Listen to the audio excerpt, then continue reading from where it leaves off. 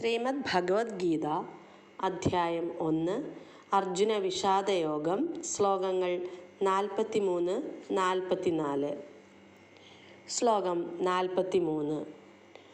അർജുന ഉവാച ഉത്സന്നകുലധർമാണാം മനുഷ്യാണാം ജനാർദ്ദന നരകേ നിയതം വാസോ ഭവതീത്യനുശുശ്രുമ. അല്ലയോ ജനാർദ്ദന, കുലധർമ്മങ്ങൾ നശിപ്പിക്കുന്നവർക്ക് എന്നും നരകത്തിൽ ജീവിക്കേണ്ടി വരുമെന്ന് ഗുരുപരമ്പര വഴി അറിഞ്ഞിട്ടുണ്ട്. ഭാവാർത്ഥം പറഞ്ഞാൽ, അനുഭവത്തെ മുൻനിർത്തിക്കൊണ്ടല്ല, ആധികാരിക വചനങ്ങളെ പ്രമാണമാക്കിയാണ് ഇവിടെ അർജുനൻ ശ്രീകൃഷ്ണനോട് വാദിക്കുന്നത്. അതാണ് ശരിയായ ജ്ഞാനം നേടാനുള്ള മാർഗവും. ഏത് വിജ്ഞാന ശാഖയിലായാലും ശരി, അതിൽ നൈപുണ്യമാർജിച്ച ഒരാളുടെ സഹായമില്ലാതെ ആർക്കും അതിൻ്റെ അന്തസത്ത ഉൾക്കൊള്ളാൻ പറ്റില്ല. ശ്ലോകം 44.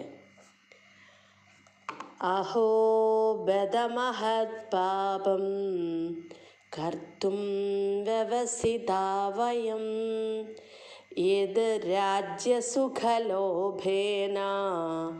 ഹന്തും സ്വജനമുദ്യതാ. കഷ്ടം! എന്തൊരു മഹാപാപത്തിനാണ് നാം ഒരുങ്ങി പുറപ്പെട്ടത്. രാജ്യം നേടി സുഖിക്കാൻ വേണ്ടി സ്വജനങ്ങളെ കൊല്ലുകയോ? ഭാവാർത്ഥം പറഞ്ഞാൽ, സ്വാർത്ഥമോഹത്താൽ സ്വന്തം അച്ഛനമ്മമാരെയോ സഹോദരന്മാരെയോ കൊന്നുകളയാൻ ഒരാൾ പ്രേരിതനായേക്കും. അത്തരം പല സന്ദർഭങ്ങൾ ലോകചരിത്രത്തിലും ഉണ്ടായിട്ടുണ്ട്.